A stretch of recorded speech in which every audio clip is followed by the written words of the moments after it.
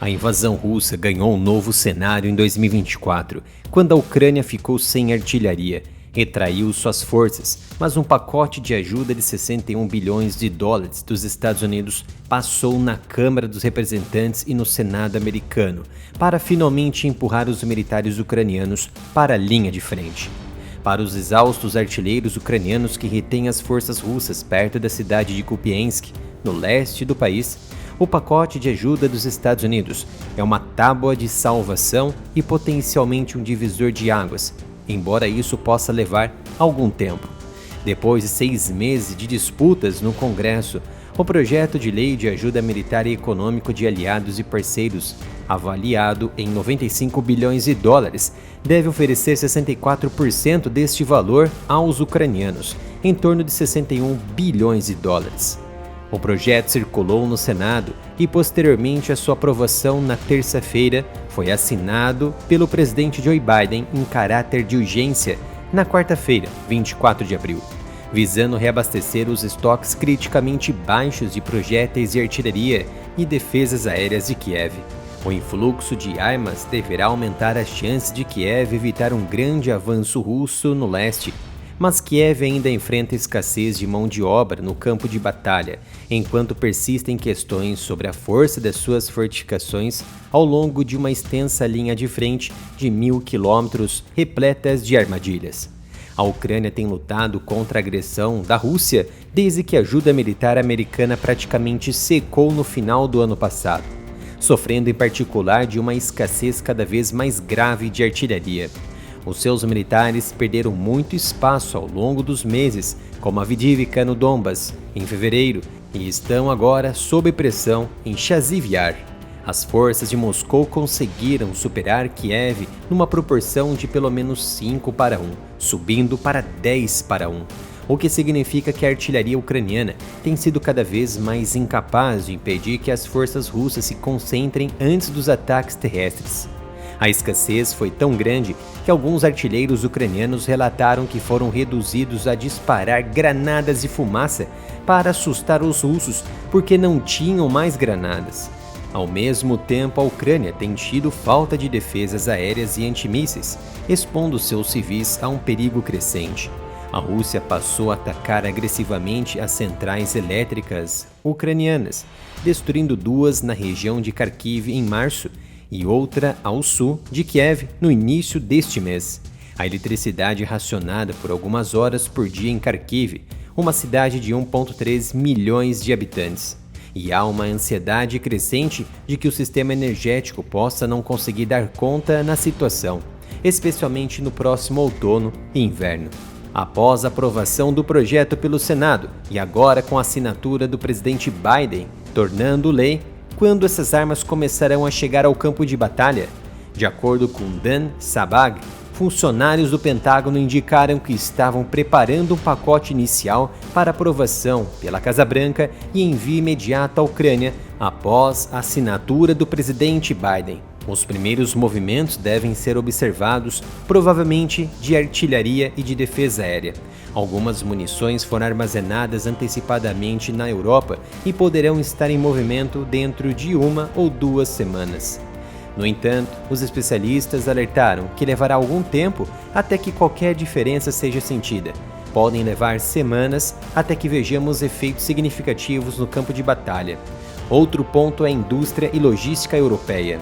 Os países europeus demoraram a reorganizar a sua base militar e industrial em apoio à Ucrânia, ao contrário dos Estados Unidos, onde algumas munições, como o fabrico de munições e artilharia, são manuseadas por empresas estatais ligadas ao exército. Os países europeus dependem de empresas do setor privado e a emissão de contratos demorou mais tempo do que o esperado.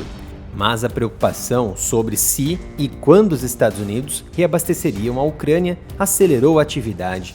Uma iniciativa liderada pela República Tcheca para comprar mais munições e artilharia de países neutros com estoques excedentes obteve pelo menos 300 mil munições, cujas primeiras entregas ocorrerão antes de junho. A Alemanha disse que doaria um sistema de defesa aérea Patriot, enquanto a Holanda se ofereceu para comprar Patriots de países que não desejam entregá-los diretamente à Ucrânia.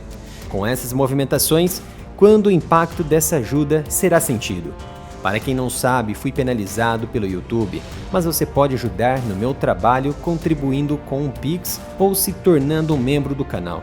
Ao se tornar membro, assistirá a vídeos muito antes de todos e terá seus comentários destacados aqui. A Rússia também tem aumentado os seus gastos com defesa para até 7,5% do PIB e inovado no campo de batalha.